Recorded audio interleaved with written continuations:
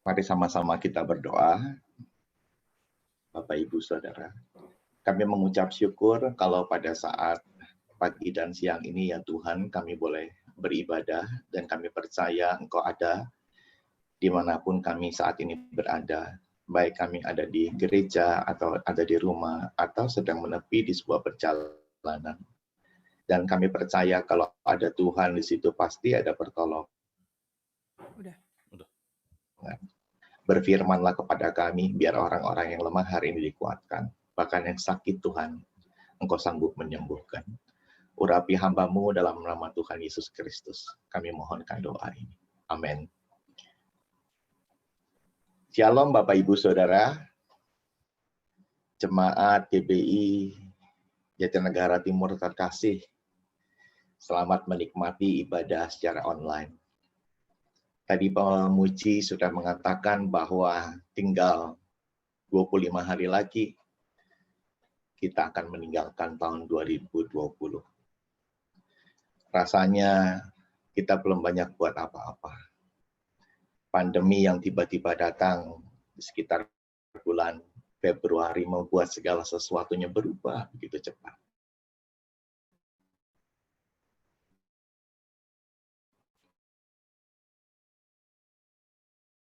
Program-program kerja bisa jalan. Kami di yayasan baru saja rapat tahunan minggu lalu mempersiapkan pekerjaan apa yang kita akan lakukan di tahun 2021. Maka sebagian besar yang akan kita kerjakan adalah mengerjakan apa yang tidak kita kerjakan di tahun 2020. Dan itu cukup banyak. Saudara-saudara, mari sama-sama kita renungkan firman Tuhan dan terambil dari kitab Mazmur pasal 91. Saya akan bacakan Mazmur pasal 91 dalam lindungan Allah. Orang yang duduk dalam lindungan yang maha tinggi dan bermalam dalam naungan yang maha kuasa akan berkata kepada Tuhan, tempat perlindunganku dan kubu pertahananku, Allahku yang kupercayai. Sungguh dialah yang akan melepaskan engkau dari penangkap burung, dari penyakit sampar yang busuk. Dengan kepaknya ia akan menudungi engkau, di bawah sayapnya engkau akan berlindung. Kesetiaannya ialah perisai dan pagar tembok. Engkau tak usah takut terhadap kedahsyatan malam, terhadap panah yang terbang di waktu siang, terhadap penyakit sampar yang berjalan di dalam gelap, terhadap penyakit menular yang mengamuk di waktu petang. Walau 1.000 orang rebah di sisimu dan 10.000 di sebelah kananmu, tetapi itu tidak akan menimpamu. Engkau hanya menontonnya dengan matamu sendiri dan melihat pembalasan terhadap orang-orang fasik. Sebab Tuhan ialah tempat perlindunganmu. Yang maha tinggi telah kau buat tempat perteduhanmu. Malapetaka tidak akan menimpa kamu dan tulah tidak akan mendekat kepada kemahmu. Sebab malaikat-malaikatnya akan diperintahkannya kepadamu untuk menjaga engkau di segala jalanmu. Mereka akan menatang engkau di atas tangannya, supaya kakimu jangan terantuk kepada batu. Singa dan ular tedung akan kau langkahi, engkau akan menginjak anak singa dan ular naga. Sungguh hatinya melekat kepadaku, maka aku akan meluputkannya, aku akan membentenginya, sebab ia mengenal namaku. Bila ia berseru kepadaku, aku akan menjawab. Aku akan menyertai dia dalam kesesakan. Aku akan meluputkannya dan memuliakannya. Dengan panjang umur akan kukenyangkan dia dan akan kuperlihatkan kepadanya keselamatan daripadaku. Tentu yang berbahagia pada saat siang ini adalah yang membaca firman Tuhan, menyimpan baik-baik di dalam hati, dan yang melakukannya. Mazmur pasal yang ke-91 adalah bagian keempat dari 5 jilid kitab Mazmur. Jadi 150 pasal itu dibagi dalam 5 jilid, saudara. Nah, Mazmur 91 ini ada pada jilid yang keempat. Nah, pada jilid yang keempat inilah berisi bahwa Tuhan satu-satunya Allah yang esa. Tuhan adalah satu-satunya Allah yang esa. Penulis kitab Mazmur pasal 91 ini adalah Raja Daud. Saudara, raja tentu jabatan yang tinggi. Tapi Daud tetap merasakan bahwa ada yang lebih besar dari dia, yaitu Allah. Nah, pada waktu jilid ini berjudul Allah satu-satunya raja yang kekal, maka sikap kita adalah penuh hormat terhadap dia. Nah, itu sebabnya mari awal kehidupan kita mau bawa kepada Tuhan dengan penuh rasa hormat, termasuk juga dalam ibadah ini. Supaya perlindungan Tuhan yang menjadi judul khotbah kita pada saat siang ini betul-betul kita bisa alami. Ya, kita minta perlindungan bukan karena kita hanya dalam bahaya, tapi kita minta perlindungan karena kita adalah milik Tuhan. Ya, jadi walaupun kita tidak dalam bahaya, tapi karena kita miliknya, kita minta perlindungan dari Tuhan. Saudara, tidak terasa pandemi COVID sudah berjalan 9 bulanan. Ya, sudah menelan 17.400 orang meninggal di Indonesia. Dan 1,5 juta di seluruh dunia itu meninggal. Moto daripada gugus tugas COVID mengatakan, jangan tanya kapan pandemi ini akan berakhir. Tapi tanyakan pada diri kita, apakah kita sudah disiplin memakai masker? Apakah kita sudah disiplin menjaga jarak? Apakah kita sudah disiplin mencuci tangan pakai sabun dengan benar? Tidak ada yang punya kepastian kapan pandemi ini akan berakhir, walaupun seorang dokter berkata, jika vaksin ditemukan, kita terus berdoa supaya vaksinnya ditemukan, supaya pandemi cepat berlalu. Namun jika belum berlalu, kita percaya Tuhanlah tempat satu-satunya kita bersandar. Saudara, ada 4 kebenaran dari bacaan kita ini yang sama-sama kita akan jadikan pegangan. Yang pertama, siapa yang menikmati perlindungan? Bacaan kita dalam ayat 1, orang yang duduk dalam lindungan yang maha tinggi. Jadi, yang dapat perlindungan adalah orang yang suka menyembah. Duduk dalam lindungan Tuhan. Ya, kita yang sebagian besar adalah orang-orang karismatik Pantekosta. Kalau kata duduk di kaki Tuhan mesti identik artinya dengan menyembah. Jadi siapa yang bisa menikmati perlindungan? Yang suka menyembah. Jadi mari sisihkan waktu untuk menyembah Tuhan. Tidak ada ruginya, tapi banyak untungnya, saudara. Kalau kita suka menyembah Tuhan, cinta kita akan Tuhan semakin dalam. Kalau kita suka menyembah Tuhan, kita semakin takut akan Tuhan. Dan kalau kita suka menyembah Tuhan, maka urapan baru akan terus turun, saudara, mengurapi kita. Pendeta Daniel Arif Sugianto dari Surabaya mengatakan, orang yang suka menyembah Tuhan, dia akan intim dengan Tuhan. Dan orang yang intim dengan Tuhan tidak bisa diintimidasi oleh siapapun. Ya, banyak hidup kita terintimidasi sehingga kita ngerasa bersalah. Kita ngerasa nggak layak, saudara. Kita ngerasa nggak patut menghampiri Tuhan dengan keadaan kita seperti ini. Padahal kita sudah tidak melakukan dosa itu. Kita sudah berdamai dengan Allah. Kita sudah disucikan. Tapi intimidasi kerap kali membuat kita lemah. Nah, keintiman kita dengan Tuhan memampukan kita untuk hidup tidak mudah diintimidasi oleh apapun. Masih dalam hal yang sama, siapa yang menikmati perlindungan? Pada ayat 1 dikatakan yang bermalam dalam naungan yang maha kuasa. Nah, bermalam itu nginep. Ya, jadi kalau saya ke rumah Tante Siti, saya bilang, Tante saya mau bermalam. Ya, artinya nginep, saudara. Nah, kalau udah bermalam nginep, saudara, pasti tidur. Ya, kalau ditanya, kalau orang bongkok tidurnya yang enak gimana, saudara? Ya bukan ke kiri atau ke kanan, tapi tidur itu merem, saudara. Nah, ini adalah hal yang kedua. Siapa yang bisa menikmati perlindungan? Yang berserah kepada Tuhan, saudara. Ketika orang tidur itu berserah. Ya, colek-colek kadang-kadang saking pulesnya nggak rasa. Bahkan anak-anak aja kalau kita gotong pindahin ke rancang lain, itu juga nggak rasa. Nah, Tuhan mengajar kepada kita, kalau tadi suka menyembah, maka sekarang yang berserah kepada Tuhan. Rick Joyner mengatakan bahwa berserah adalah puncak seorang penyembah.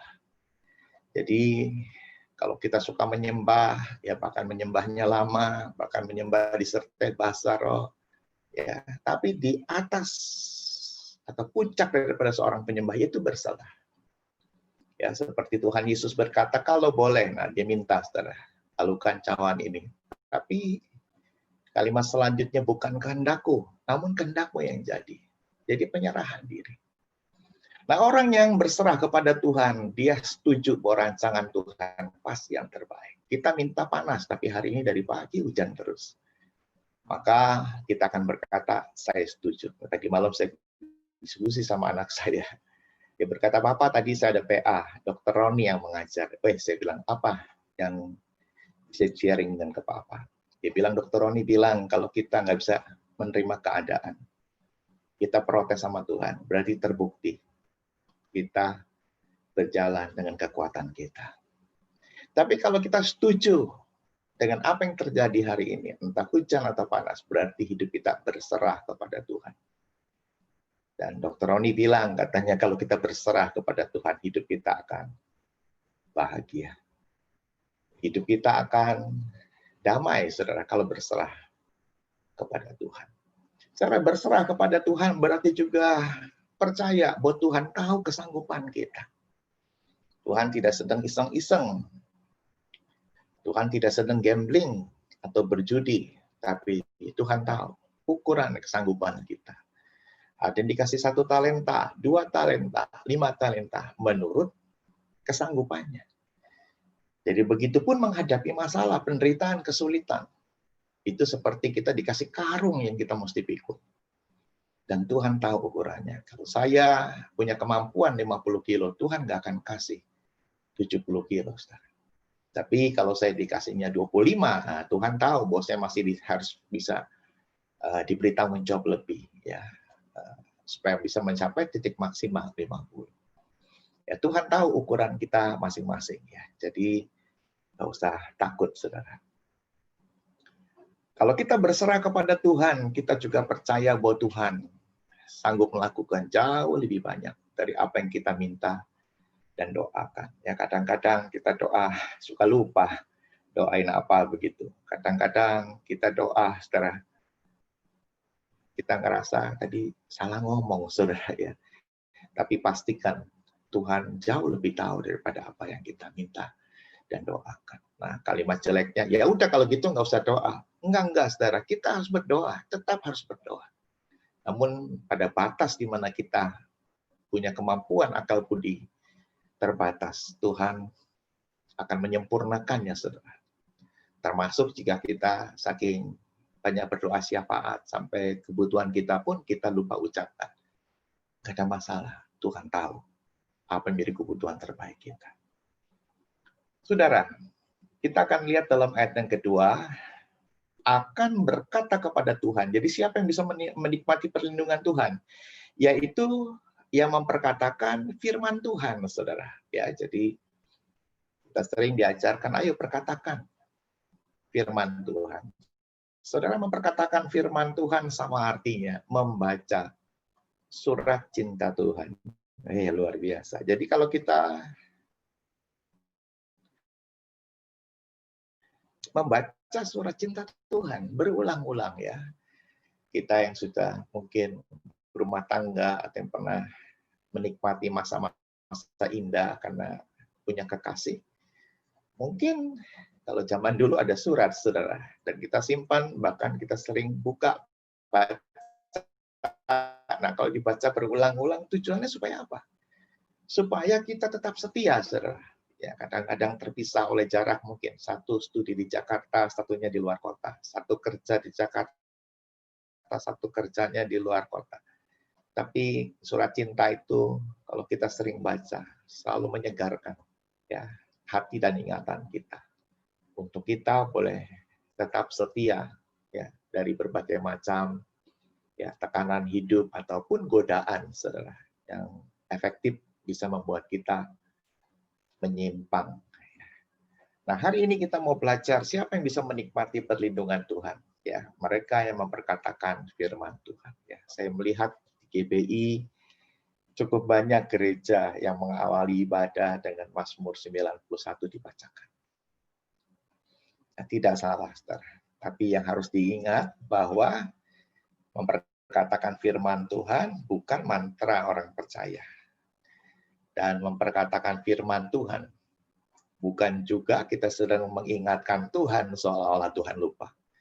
Dan memperkatakan firman Tuhan bukan dalam upaya sedang mengklaim atau menuntut Tuhan seolah-olah Tuhan ada salah buat terhadap kita. Bukan. Tapi sekali lagi cinta Tuhan. Supaya kita semakin setia dalam kita mengiring Tuhan. Masih pada hal yang sama, yaitu siapa sih yang bisa menikmati perlindungan Tuhan? Yaitu yang hatinya melekat kepada Tuhan. Itu ayat 14. Yang merenungkan firman Tuhan, saudara. Ya, jadi firman Tuhan kita baca, firman Tuhan juga kita mesti renungkan. Nah, kalau kita merenungkan firman Tuhan, ya membuat kita tidak mudah tawar hati. Ya, jadi ingat kasih-Nya, ingat kebaikannya. Nah, kalau kita ingat, ya kita renungkan firman Tuhan. Ya, situasi mungkin tidak seperti apa yang kita inginkan. Tapi ingat kebaikan Tuhan. Membuat kita tidak tawar hati, saudara. Ya. Orang yang tidak tawar hati akan berkata, ya udahlah. Ya. Dan orang yang tidak tawar hati akan berkata, saya percaya di balik apa yang terjadi pasti ada rencana Tuhan. Loh kok bisa kayak gitu? Ya, karena kita terus mengingat-ingat, merenungkan firman Tuhan. Dan membuat kita tidak tersusupi oleh perkataan-perkataan dunia yang selalu maunya kita protes sama Tuhan. Bahkan tidak jarang, ya karena tawar hati orang mulai undur dari Tuhan. Ya, dalam masa-masa seperti ini menjadi batu uji buat kita. Satu teman saya di Ciputat, dia mengatakan dengan adanya ibadah online, saya lihat jemaat semakin malas. Wah, saya kaget, saudara. Saya bilang, kok bisa seperti itu? Iya, katakan kita jarang ketemu. Dia baca Alkitab atau nggak baca Alkitab, kita nggak bisa tahu. Dia bilang. Ya, beribadah sambil tidur-tiduran, beribadah sambil makan, kita juga nggak tahu. Apalagi kalau nggak ibadah. Nah, ketika masa-masa kemarin, ya mungkin beberapa minggu yang lalu, ada kelonggaran, bisa beribadah terbatas secara onsite, walaupun jarak kursi sesuai dengan protokol kesehatan minimal 1 meter. Ya, jadi jemaat yang tadinya bisa muat 50, tapi sekarang cuma masuk 25 orang. Itu pun tidak datang Pak Hendy. Wah, saudara.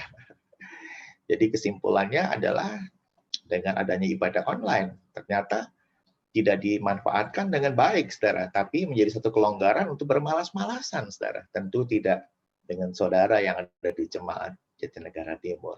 Ini kejadian di sekitar Ciputat, saudara.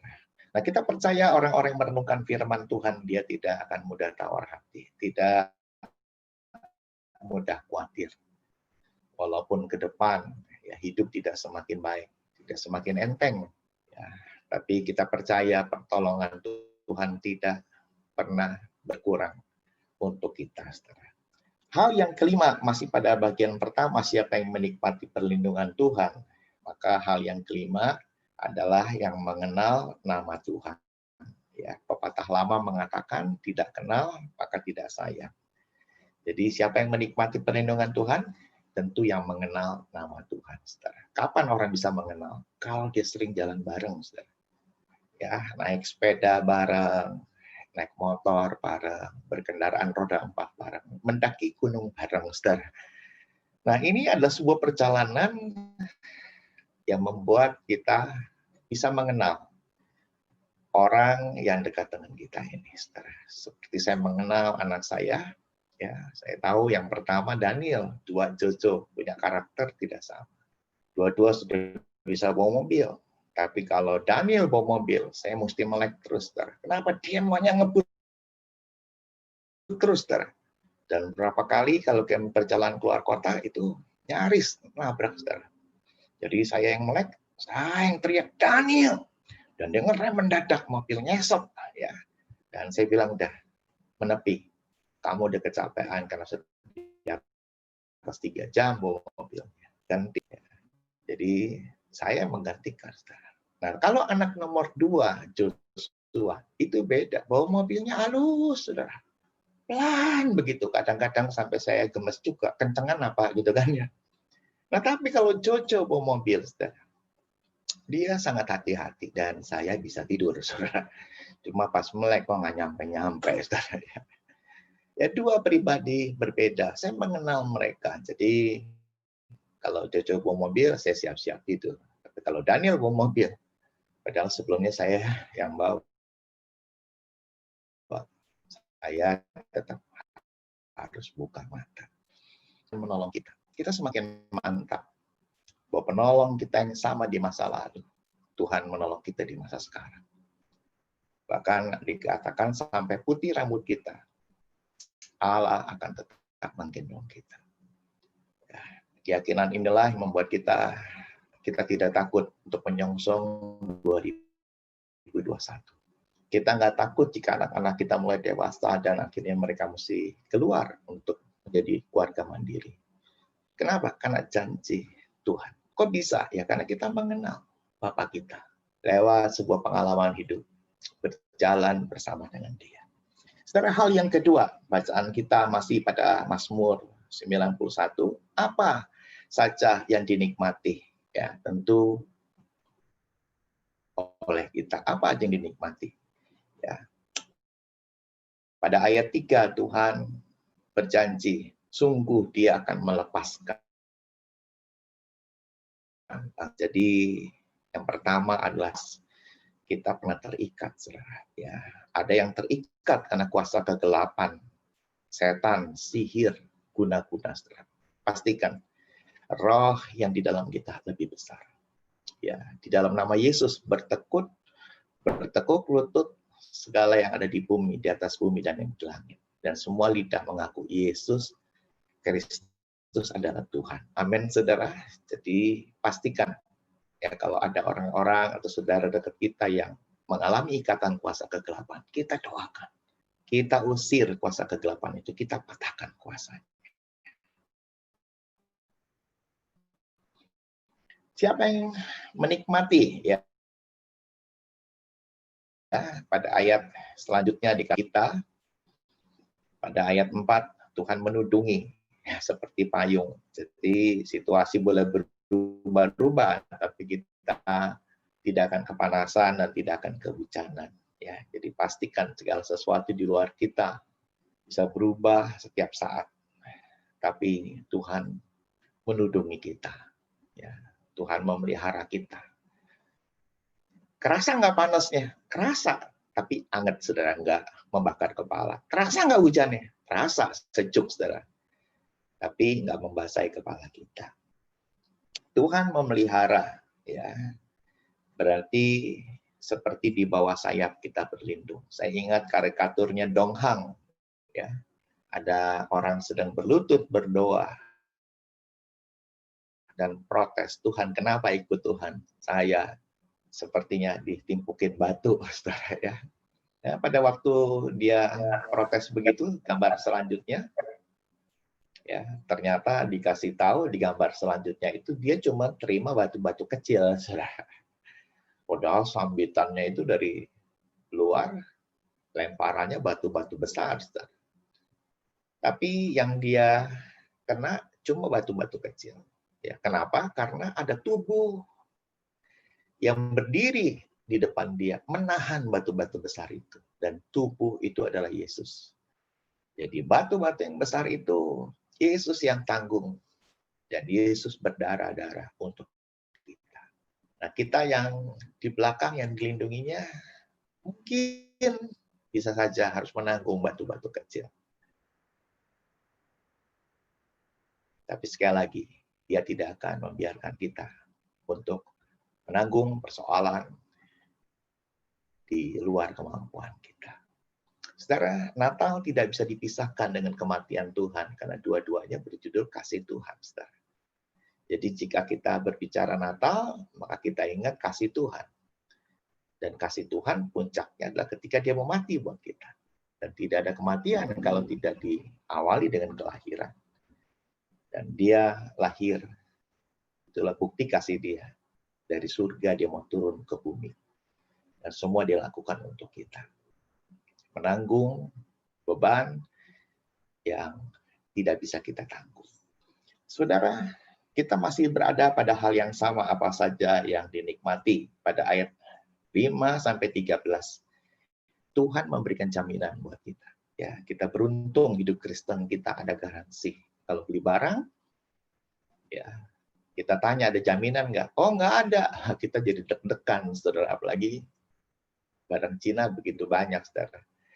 Ya, katanya murah, meriah, tapi ya nggak tahu. Bisa nggak digaransi. Nah, tapi kalau penjualnya berkata, jamin, ya uang bisa kembali kalau barang ada cacat atau ada masalah. Nah, kita lebih tenang saudara membeli barang itu. Tuhan menjamin untuk setiap kita yang mau berlindung kepada Dia. Pada ayat 5 dan 6, engkau tidak usah takut terhadap kedahsyatan malam. Nah, pada ayat 5 dan 6 ada kata malam, ada kata siang, ada kata petang. Berarti Tuhan menjamin Dia ada dalam segala waktu. Ya. Sahabat saya ketika memimpin sebuah pemberkatan nikah, dia mengucapkan perkataan yang sangat indah. Dia berkata, ada 5D yang dibutuhkan seorang suami. 5D, boleh juga nih kita dengar hari ini, saudara. D yang pertama adalah laki-laki itu, suami itu. Dia minta dipuaskan. Maka dari itu tidak bisa tidak. Maka seorang istri harus bisa memuaskan suami. Khususnya dalam hal ini yang dicari laki-laki. Pada umumnya adalah kebutuhan seksual. Nah yang kedua D-nya, dia katakan, laki-laki itu butuh ditemani. Ya saudara, jadi laki-laki kepengen ditemani, saudara. Walaupun saudara nggak banyak ngomong, tapi saudara ada di samping, saudara. Ya, jadi laki-laki itu butuh kehangatan pasangan hidupnya ada. Ya, mungkin tugas pelayanan, mungkin tugas keluar kota, atau mungkin keluar negeri, apalagi dalam hal liburan, saudara. Pasangannya itu dia rindukan ada. Karena dia sadar pasangannya sebagai penolong. Jadi yang bisa.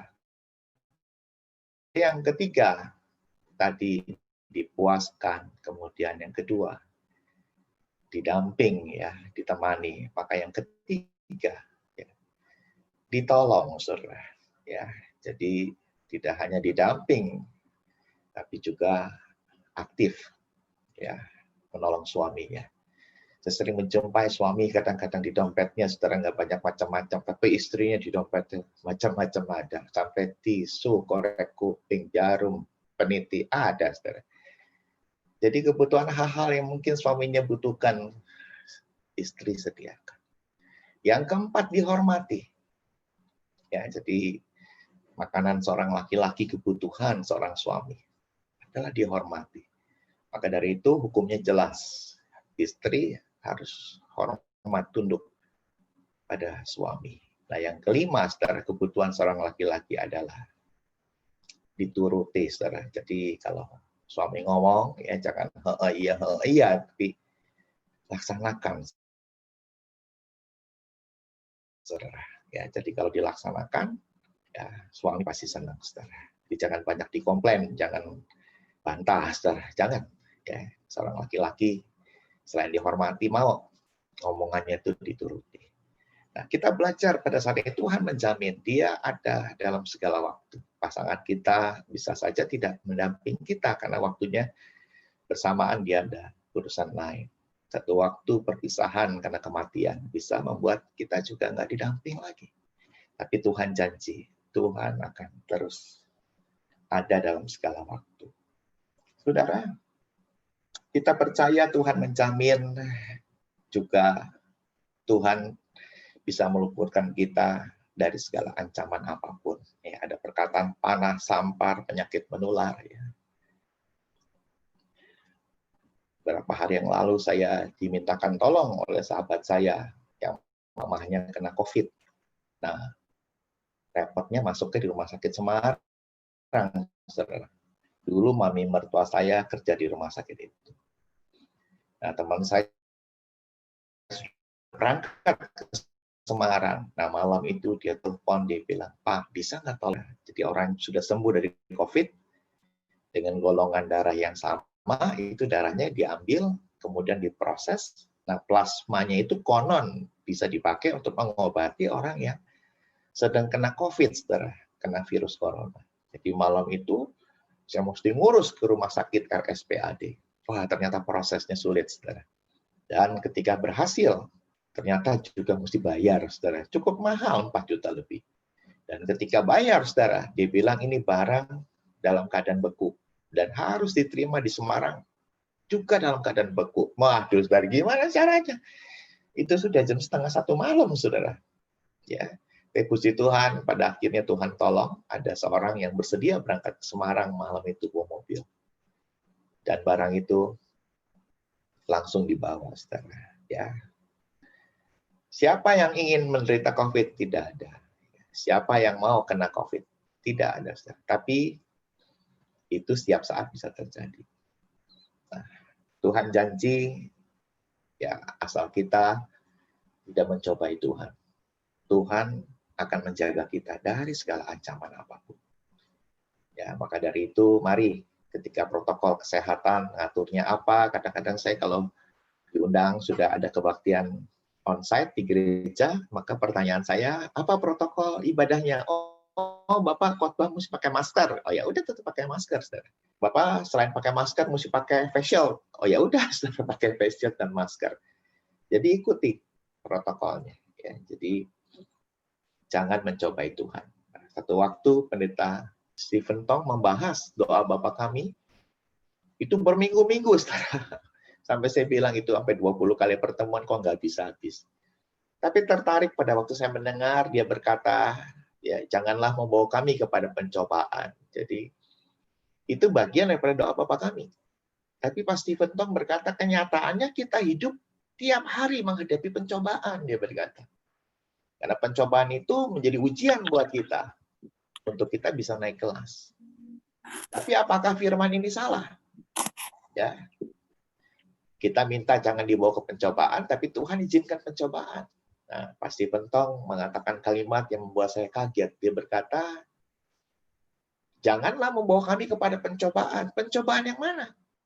Dia berkata yang pertama adalah supaya kita tidak mencobai Tuhan. Yang kedua, supaya kita tidak mencobai orang lain, saudara. Jadi, ternyata hidup Kristen kita, ya, kita juga mesti selalu ingat situasi apapun, ya, jangan sampai kita mencobai Tuhan. Ya, sudah peraturannya jelas, kasih pesan berulang-ulang, ya, ayo jangan langgar.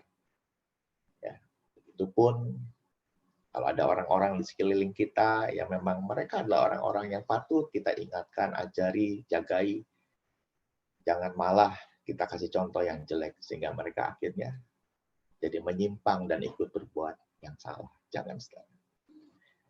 Tuhan berjanji akan menjamin kita, ya, karena itu adalah hak istimewa. Ayat 7 mengatakan itu tidak akan menimpamu. Ya, kita punya privilege. Kita adalah anak Tuhan. Kita punya hak istimewa. Ya. Di sebelah anak tetangga kok nggak dipukul, dia mencuri buah. Beda. Kita anak kerajaan, saudara. Ya. Jadi Kita berhak terima privilege, tapi juga kita berhak untuk terima didikan. Jadi seimbang.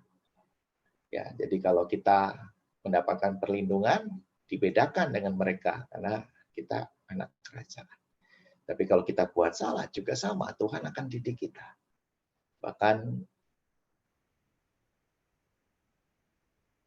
kalau Ibrani 12 mengatakan kita akan dihajar. Ya, karena untuk itu supaya kita menjadi anak yang berubah, jadi anak yang baik. Tuhan menjamin kita ya pada bacaan kita dalam ayatnya yang ke-8 ya. Di situ ada pembelaan Tuhan. Jadi pastikan kalau orang berbuat jahat jangan balas dengan jahat ya. Tuhan lihat, Tuhan ikut merasakan dan Tuhan itu adil. Ya, pembalasan adalah haknya Tuhan. Dan kita juga nggak perlu ojok-ojok Tuhan. Tuhan kapan nih kok nggak balas-balas? Nggak perlu, saudara. Jika Tuhan tidak balas, itu pun kedaulatannya dengan alasan-alasan yang Tuhan lebih tahu. Tapi jika Tuhan membalas, itu pun bukan karena kita yang memintanya. Tapi semua itu karena Tuhan tahu apa yang terbaik bagi kita dan bagi orang itu. Ya, Tuhan membela. Kalau kita dirugikan, ya pastikan Tuhan tetap akan punya keadilan buat kita. Ya, saya bicara sama istri saya. Saya bilang kalau ada orang nipu kita, ya udah nggak usah tuntut. Tapi hak kita Tuhan akan kembalikan. Tapi kalau sampai kita tuntut, maki-maki, sumpahi, saya bilang itu impas.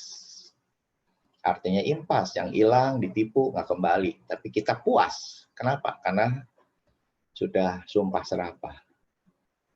Namun kalau kita merelakan, bahkan kita bilang, ya udah Tuhan, saya mau ampuni. Ya, maka Tuhan nggak berhutang. Ya, sejumlah yang hilang Tuhan bisa kirim dari tempat lain, rezeki dari tempat lain, bahkan bisa lebih dari itu.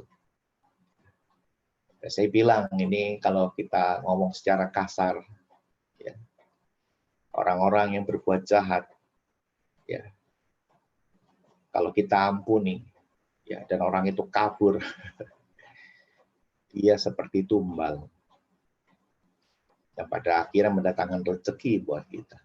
Tapi kalau dia kabur, kita sumpah serapah. Emosi kita terbakar, kita puas. Impas. Blessing, berkat Tuhan nggak akan turun untuk menggantikan apa yang hilang.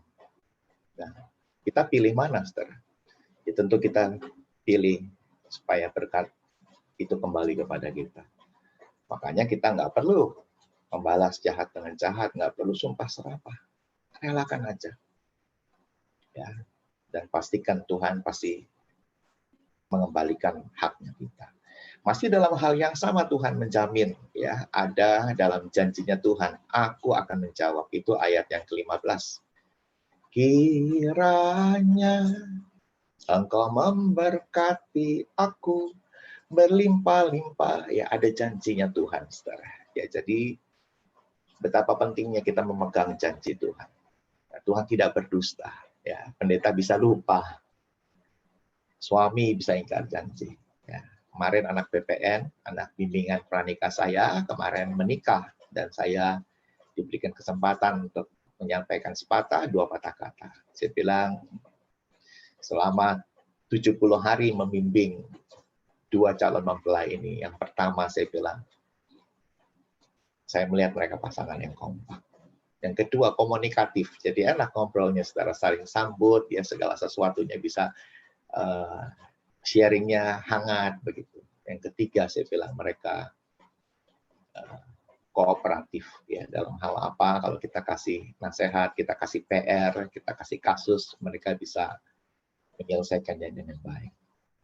Dan saya berkata bahwa janji nikah yang tadi diucapkan di pemberkatan itu menjadi pengikat, ya, bahwa mereka ketika menikah bukan hanya mereka berdua diikat, tapi mereka mengikatkan diri kepada Tuhan, saudara. Ya, jadi pasangan kita bisa lemah, pasangan kita bisa sakit, pasangan kita bisa kena PHK, tapi janji Tuhan kepada kita, Dia adalah Tuhan yang setia. Ya, situasi apapun yang terjadi dengan rumah tangga ya, coba buat yang sudah berumah tangga, semua pasti bilang, ya, banyak dinamikanya. Tapi karena Tuhan sudah mengikat janjinya dalam pernikahan kita, maka Tuhan tetap memelihara para janda, para duda, para anak yatim, bahkan mereka yang tidak bisa bekerja sekalipun. Tuhan tetap memegang janjinya. Dia pelihara kita. Nah, itulah keindahan pernikahan kalau Tuhan terikat dalam janjinya di dalam hidup kita. Sekarang yang terakhir, kalau kita belajar hari ini, Tuhanlah tempat perlindungan kita, maka kita akan belajar di bagian yang ketiga ini, bagaimana cara Tuhan untuk melindungi kita. Secara ayat 9-10 melalui kemuliaan hadiratnya. Jadi, cara Tuhan melindungi kita dalam kemuliaan hadiratnya. Hadirat Tuhan ada di gerejanya. Jadi, hidup Kristen tidak dia terus-terusan sendiri. Kita ada tubuh Kristus, akan lengkap kalau kita sesama anggota, walaupun berbeda-beda, itu bersatu. Itulah gereja. Ya. Makanya kita rindu, kalau suatu saat udah bisa ibadah offline, ya, onsite, kita bisa ke gereja. Saudara. Kita bisa lihat secara langsung, kita bisa saling menguatkan. Saudara. Di manakah kemuliaan hadiratnya? Ya, Tuhan yang selalu siap dihampiri, kemuliaannya ada di kamar doa. Ya, ada di bukit doa, dan ada di mana nama Tuhan disebut. Ya, jadi kalau kita menyebut nama Tuhan, pastikan Tuhan ada di situ, Tuhan hadir. Ya, syukur kalau kita bisa bersekutu berdua, apalagi seperti hari ini, kita bisa lebih dari 5 ataupun 10 orang. Bagaimana cara Tuhan melindungi kita? Kalau tadi melalui kemuliaan hadiratnya, ya, Tuhan selalu juga mendengar curhatan hati kita. Ya, dia tempat perteduhan. Nah, bagaimana kita bisa teduh hati kita? Ya, kalau kita curhat, kalau kita cerita, saudara. Maka dari itu, kalau Pendeta Dr. Julianto Simanjuntak, dulu kami pernah berguru, belajar sama beliau. Dia berkata kekuatan gereja, salah satunya adalah bukan karena pengkhotbah, tapi karena ada pastoral counseling. Jadi di gereja itu harus ada komisi, divisi, ya bagian itu pastoral counseling. Kenapa? Karena persoalan jemaat banyak, saudara. Ya, persoalan yang lansia, persoalan dewasa muda, persoalan anak-anak muda, saudara. Jadi kita nggak hanya ketemuan di tiap minggu, tapi juga kita bisa menolong mereka di sepanjang hari Senin sampai Sabtu, saudara, ketika masalah-masalah itu timbul. Ya, kita bisa konseling lewat telepon, konseling lewat Zoom seperti hari ini, bahkan kita bisa mengunjungi. Nah, ketika konseling inilah, maka masalah yang besar bisa disusutkan jadi kecil. Dan masalah kecil. Jadi, perteduhan karena adanya konselor. Ada parameter. Nah, kemudian juga dikatakan dalam ayat 10, malapetaka tidak akan menimpa kamu. Jadi, pastikan bahwa Tuhan janji dia akan menambahkan iman kita. Ya, jadi ibadah demi ibadah yang kita lakukan tiap minggu, walaupun dengan online, ya beberapa teman dia berkata, Pak, saya mah ibadah minggu bisa 2-3 kali. Jadi lewat YouTube bisa pilih, saudara ya. Habis ibadah 1, ikut lagi ibadah 2. Ya, sah-sah aja, nggak apa-apa. Tapi yang penting, itu harus menambahkan iman kita, saudara. Ya. Nah, kalau iman kita ditambahkan, tentu seperti kekuatan kita bisa siap untuk menopang beban-beban yang lebih berat.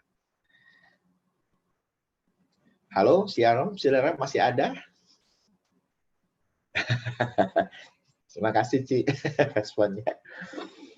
Saya sering dengar kalau anak saya sedang on cam, dosennya sering tiba-tiba nanyain lagi gitu, apa masih pada ada? Ya rupanya sering kali off cam, setelah kabur orangnya nggak ada. Ya puji Tuhan ya, semua masih ada. Nah, bagaimana cara Tuhan melindungi? Melalui kemuliaan hadiratnya, kemudian melalui malaikat-malaikatnya, itu pada ayat 11. Ya. Jadi pastikan kita tidak pernah sendiri. Firman-Nya berkata, diperintahkannya malaikat-malaikat kepada kita. Jadi kita nggak pernah sendiri. Ya, Tuhan bisa pakai siapa aja. Tuhan bisa pakai segala cara. Ya, jadi pastikan ya malaikat itu ada di rumah kita. Tiba-tiba anak kita bantu, tiba-tiba Mbak bantu, tiba-tiba saudara yang kita udah lama nggak jumpa, tiba-tiba bantu. Ada banyak cara ya. Nah, kemudian juga melalui malaikatnya sehingga kita tidak usah gentar. Ya, kalimatnya berkata untuk menjaga engkau di segala jalan. Jadi pastikan ya bahwa malaikat itu nggak diam aja, tapi menjaga. Bacaan kita mengatakan dia menatang kita, bukan menantang, tapi menatang. Dua tangannya dijagain. Ya, beberapa tahun yang lalu saya berdoa pagi hari, tiba-tiba saya dapat penglihatan anak saya yang nomor 1 jatuh. Dan pada waktu dia jatuh, Tuhan langsung bilang, buka kedua tangan kamu. Saya buka, saudara, dan anak itu jatuhnya di atas tangan saya. Dia nangis, saudara. Dia nangis dari jadi-jadinya. Saya bingung, Tuhan ada apa? Ya, karena ini kejadian di keluarga saya, saudara. Jadi ya saya sharingkan karena itu udah lewat. Ternyata habis hari itu, beberapa hari kemudian anak saya diputus sama pacarnya. Waduh, saya ngelihat bagaimana dia down ya, sampai kalau tidur muntah. Ya, habis makan muntah. Kenapa? Mengalami depresi yang sangat berat. Dan pada waktu itulah saya harus menolong dia, saudara. Dan kebetulan, tanda petik, saya dikasih kepercayaan memimpin rombongan ke Israel. Jadi saya bilang, Daniel ikut papa mau? Mau, Pak. Jadi akhirnya saya bawa, dan selama kurang lebih 11 hari tidur, kita dapat 2 ranjang, tapi dia tidurnya seranjang sama saya. Dia pelukin saya. Ya, hari lewat. Kemudian berangsur-angsur, mungkin di hari keempat atau kelima, ya, ketika masuk di sebuah gereja di mana Tuhan Yesus berdoa menangis di situ. Ruangnya digelapkan di ruangan itu. Anak saya maju ke depan, di tempat beberapa lilin menyala. Anak saya sujud berdoa sambil menangis. Saya duduk di kursi belakang menyaksikan peserta rombongan kami yang juga menaikkan doa-doa, dan saya juga lihat anak saya berdoa di depan. Dan dia berjumpa dengan Tuhan secara pribadi di tempat itu. Dia nangis, dan sesudah itu kami mesti pindah ke tempat lain. Dan tampak wajahnya sudah berubah. Sudah bisa tersenyum. Dan terus hari ke-6, hari ke-7, dia sudah punya sukacita. Bahkan dalam rombongan, dia sudah punya teman yang seumur, bahkan bisa sama-sama jalan, lihat ini, lihat itu, saudara. Dan 11 hari itu seperti sebuah terapi. Dan sampai pulang ke Indonesia, dia bisa cerita bagaimana Tuhan melawat dia. Oh, menatang. Ya, jadi seperti kita dipercayakan untuk bisa menolong orang lain. Namun sebaliknya, kita juga pastikan Tuhan sediakan penolong yang siap sedia menolong ketidakberdayaan kita. Saudara, malaikat-malaikat Tuhan ya juga diutus. Mereka akan menatang kita di atas tangannya agar kita tidak tergeletak, saudara. Ya, jadi masalah ada. Ya, kita bisa kesandung tapi tidak tergeletak. Kita bisa terluka tapi tidak akan membuat kita patah semangat. Pastikan bahwa apapun yang terjadi memang tidak ada jaminan jalan selalu lurus. Tidak ada jaminan langit selalu biru. Tapi janji Tuhan, Dia akan menyertai. 2-3 tahun yang lalu lagu itu sangat populer. Tuhan tak pernah janji, langit selalu biru, tetapi Dia berjanji selalu menyertai. Nah, mudah-mudahan lagu ini kita selalu ingat. Ya, Tuhan punya malaikat untuk selalu menolong kita. Ya, saudara, namun kendati pun malaikat banyak menolong kita, dia bukan Tuhan. Sehingga kita tidak boleh menyembah dia. Dan kita tidak boleh juga berterima kasih kepadanya. Saudara, berikutnya hal yang ketiga, saudara. Bagaimana cara Tuhan melindungi kita? Yaitu melalui talenta kita sendiri, saudara. Jadi setiap kita diberikan talenta, hargain. Talenta itu, di dalamnya ada maksud Tuhan yang indah. Ya, supaya apa? Supaya kalau ada bahaya kita bisa menghindar. Ya, jangan pasang badan, saudara. Ya, ada waktunya memang Tuhan kasih keberanian kita untuk pasang badan, tapi juga seringkali Tuhan berkata, lari, sembunyi, ya, selamatkan diri, ya, saudara. Nah, kalau hal seperti itu memang Tuhan izinkan untuk kita lari, saudara. Kita mesti menghindar. Nah, pada ayat yang ke-13, engkau akan menginjak anak singa dan ular naga. Nah, ada saatnya Tuhan bilang, hadapi, saudara. Kalau tadi hikmat menuntun kita untuk sembunyi, menghindar. Tapi ada kalanya kita disuruh menghadapi, saudara.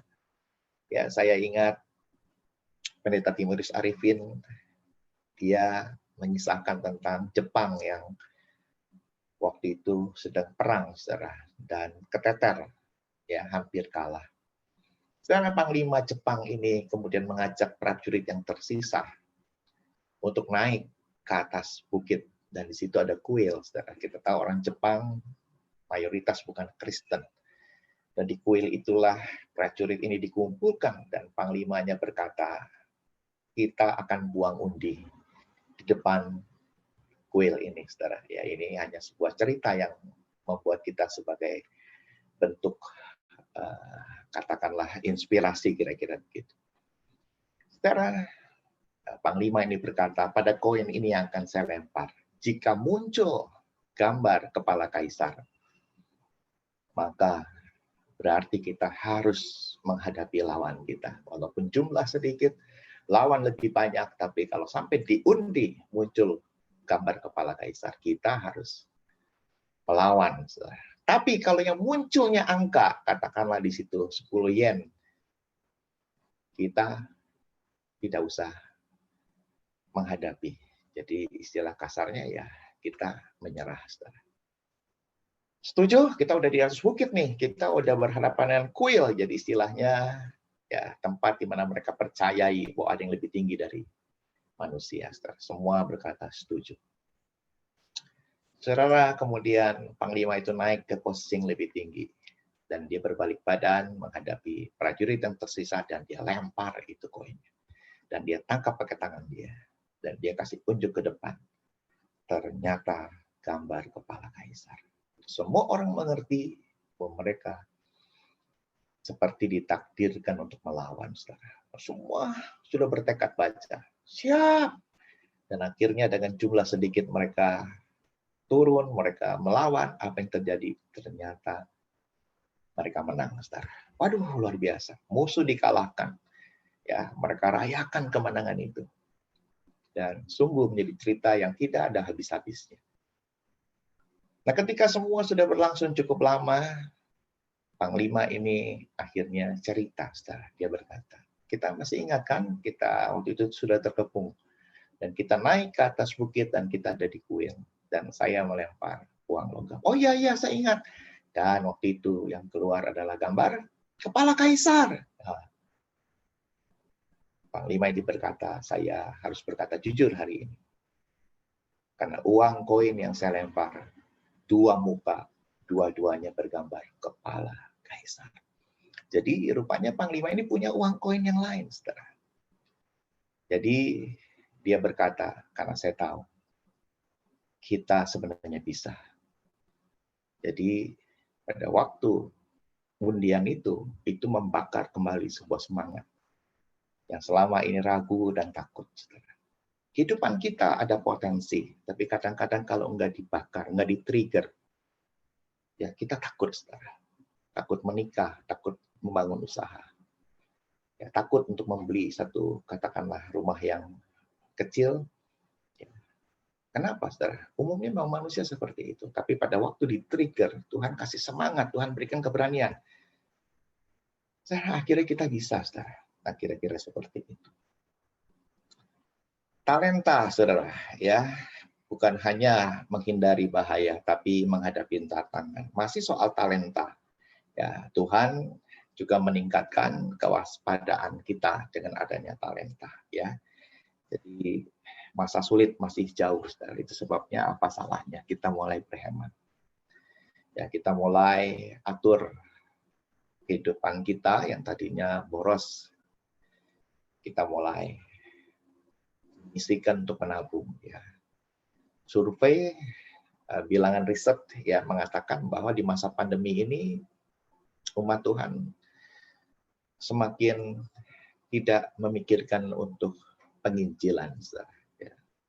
Dan kas misi jumlahnya sangat kecil. Nah, mari, saudara, tadi ada lagu yang berkata masa menuai telah tiba. Ya, kita diingatkan di masa-masa seperti ini juga mesti ada kas yang kita sisihkan untuk membiayai pelayanan Injil.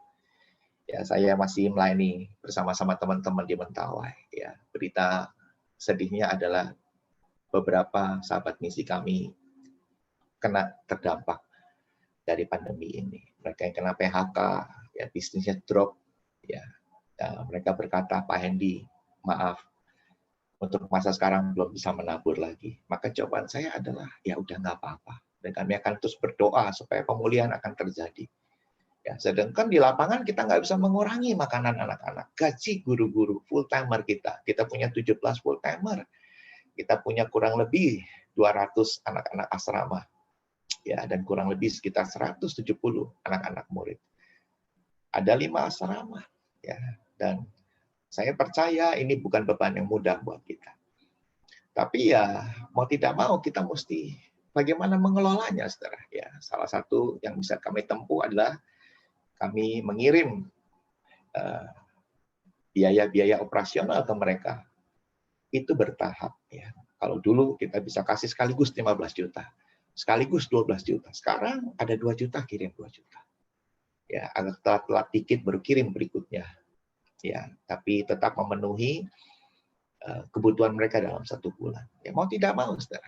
Dan kami pengurus juga mesti mengecangkan ikat pinggang untuk bisa tetap menolong mereka yang ada di lapangan, saudara. Nah, ini situasi yang kita hadapi bersama. Nah, hanya orang-orang boros yang pada akhirnya tidak pernah tercukupi, saudara. Tapi orang-orang yang mau mengecangkan ikat pinggang dan mau manage keuangan dengan baik. Nah, apalagi yang mau terjun sama-sama membiayai misi. Tuhan tidak akan berhutang kepada kita. Saudara, masih pada bagian yang ketiga ini, ya, kita juga sedang belajar bahwa yang bagaimana cara Tuhan melindungi, itu melalui benteng pertahanan. Ayat 14, benteng pertahanan orang percaya adalah hidup kudus. Benteng pertahanan orang percaya adalah kejujuran. Dan benteng pertahanan orang percaya adalah relasi. Jadi jangan ada musuh di antara kita. Ya, baik di keluarga maupun dengan teman atau sesama jemaat. Ya.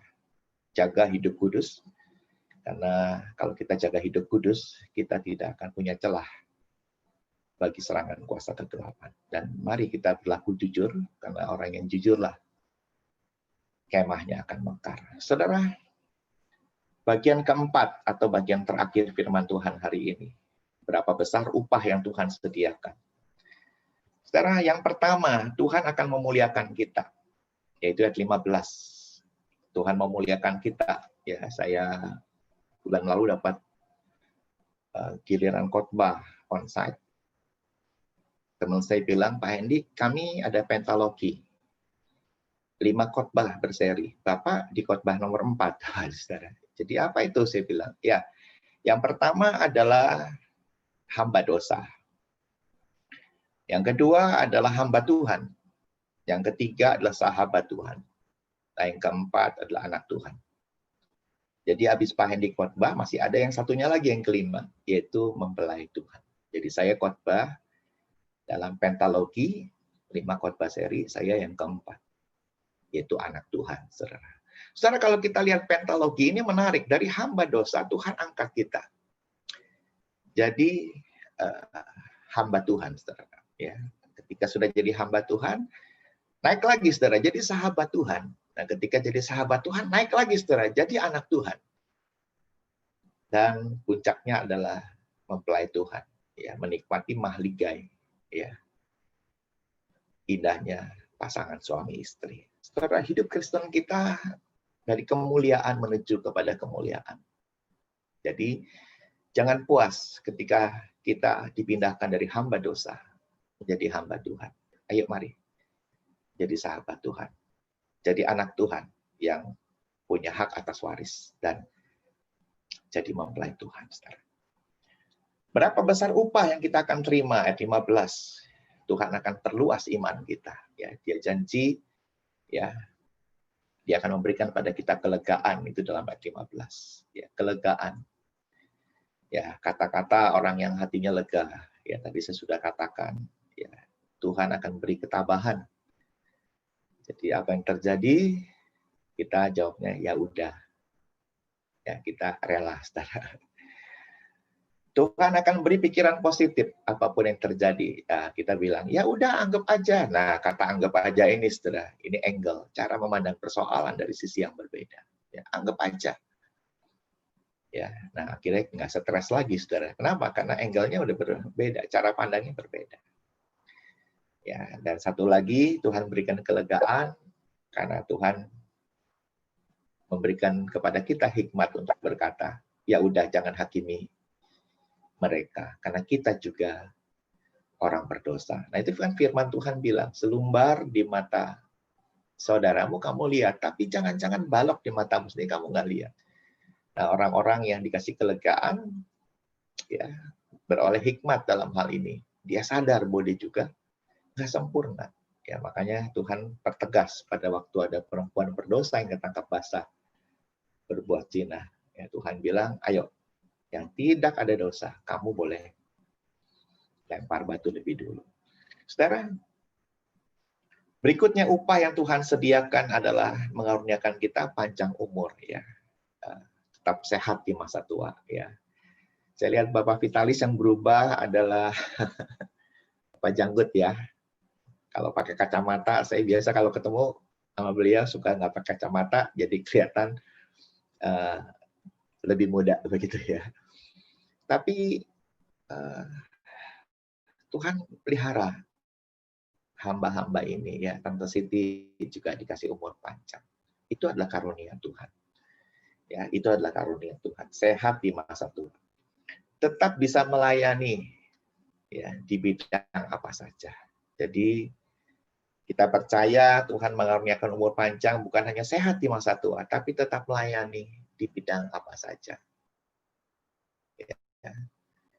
Siapapun kita jadi pemimpin, jangan lupa kita akan tetap dimakan usia, saudara. Jadi ada waktunya kita mesti regenerasi. Dan ketika kita akhirnya meregenerasi ke generasi yang baru, saudara, jangan pernah berkata, ya sekarang saatnya saya pensiun. Enggak, saudara. Enggak. Ya. Tuhan tetap akan pakai kita dalam hal apa saja, saudara. Dulu kita sibuk khotbah kemana-mana. Dulu kita sibuk ngajar. Sekarang mungkin di masa di mana kita pergantian generasi, kita jadi pemerhati. Ya, kita hanya jadi katakanlah asar, saudara, ya. Tapi dalam hal apa aja. Jadi pendoa nggak apa-apa. Tapi yang penting di masa tua kita tetap melayani Tuhan. Saudara, berikutnya kita di bagian-bagian penghujung, ya. Berkat apa saja upah yang kita terima, ya Tuhan akan memuaskan kita. Aduh, betapa indahnya kalau ini kita peroleh, saudara. Jadi Tuhan memuaskan, bukan kita yang jadi puas, tapi karena Tuhan yang kasih ini. Ya, hati yang bisa puas, saudara. Ya, orang yang hatinya puas akan berkata, saya nggak peduli ibadah apa aja. Ya, jadi walaupun kita dewasa, tapi kita bisa ikut ibadah anak-anak, bisa ikut ibadah pemuda, ibadah remaja, nggak jadi soal. Ya. Kita juga punya hati yang puas, kita nggak pusing. Siapa yang khotbah hari ini, saudara? Jadi nggak ada alasan untuk berkata, minggu depan nggak ikut, kenapa yang khotbah? Saya nggak suka. Aduh, saudara nggak menyukai firman, sama aja juga nggak menyukai Allah. Tapi orang yang hatinya puas, dia nggak pusing dengan siapa yang khotbah. Karena siapapun yang khotbah, pasti ada suara Tuhan di situ. Pasti ada pesan Tuhan. Ya, secara khusus kalau kita rindu, pasti ada pesan yang khusus buat saya. Ya, saya suka perhatikan orang-orang yang berjumpa secara pribadi walaupun lewat Zoom. Wah, itu nangis, saudara. Nangis, ya. Berapa kebaktian memang pakai Zoom. Saya suka melihat beberapa di kameranya, ya. Ulang-ulang ambil sapu tangan, menyeka air matanya. Ada satu perjumpaan pribadi, saudara. Karena dia rindu untuk bertemu dengan Tuhan. Ya, walaupun saya mungkin pengkhotbah baru di tempat itu. Kalau kita dipuaskan oleh Tuhan, maka kita juga nggak akan peduli firman apa yang disampaikan hari itu. Kalau tadi boleh milih khotbah, saya mau ubah judulnya bukan yang ini, saudara, tapi tentang penuaian, saudara. Tapi dari kemarin saya sudah bilang sama Pak Wayan, saya bilang, Pak, ini outline-nya, jadi supaya gampang menuntun kita bersama-sama belajar. Tapi tadi saya bilang, Tuhan, saya mau belajar untuk tunduk pada bahan yang udah saya serahkan. Ya, jadi ya udah, saya akan khotbahkan sesuai dengan bahan yang udah saya serahkan. Saya percaya bahan apapun yang kita sedang bicarakan, sharingkan, kalau itu firman Tuhan, pasti berfaedah buat kita. Amin, saudara. Pasti akan berguna buat kita. Nah, orang yang dipuaskan, nggak akan peduli berapa lama khotbahnya. Wah, hari ini saya khotbah panjang nih. Di beberapa tempat, Pak, 30 menit, jangan lebih. Ya, tapi hari ini minta maaf, saudara, karena memang bahan ini agak banyak, saudara. Ya. Jadi nggak peduli berapa lama khotbahnya, tapi pastikan 5 menit lagi akan selesai. Dan orang yang dipuaskan Tuhan juga nggak peduli. Dia online, atau offline, atau onsite. Jadi ibadah secara pakai media streaming, ya, ataupun nanti udah kebaktian, tapi yang dipuaskan akan punya nilai yang sama. Ya, punya nilai yang sama. Pada ayat 16 bagian akhir, bahwa Tuhan memberikan upah, Dia berjanji akan menyelamatkan kita. Ya, kata menyelamatkan artinya kita diluputkan dari si jahat. Ya, kita diluputkan dari kemurtatan, dan kita diluputkan dari api neraka. Saudara, ya. Kematian terasa semakin dekat. Ya. Kita tidak bisa berkata bahwa umur 70, 80 orang akan mati. Tapi pandemi bisa membuat segala satunya berubah. Ya, umur 40 bisa jalan duluan. Tapi sebaliknya yang umur 100 masih bisa bertahan. Bagian kita adalah berserah kepada Tuhan. Ya, kalau kita hidup bergantung kepada Tuhan, Tuhan janji akan menyelamatkan kita. Mari tundukkan kepala, sama-sama kita akan berdoa. Kalau ada Bapak, Ibu, Saudara, Om, Tante yang hari ini berkata, Tuhan, nggak ada pilihan lain kecuali berserah. Berlindung sepenuhnya kepada Tuhan. Maka saudara bisa menaruh tangan kanan saudara di dada. Kita akan berdoa. Saya akan mendoakan saudara. Teristimewa kalau saudara mungkin sedang mengalami kekhawatiran, atau mungkin sedang kurang sehat, atau sedang sakit, atau sedang mengalami pergumulan, baik di rumah tangga maupun pekerjaan. Saudara juga bisa menaruh tangan di dada. Bapa, dalam nama Yesus, Engkau melihat tangan-tangan kami yang pada saat ini kami taruh di dada kami. Kami bersepakat untuk menggantungkan hidup kami di bawah perlindungan Tuhan. Karena di bawah perlindungan Tuhan, kami pasti aman. Di bawah perlindungan Tuhan, kami pasti terpelihara. Dan di bawah perlindungan Tuhan, ada pembelaan Tuhan.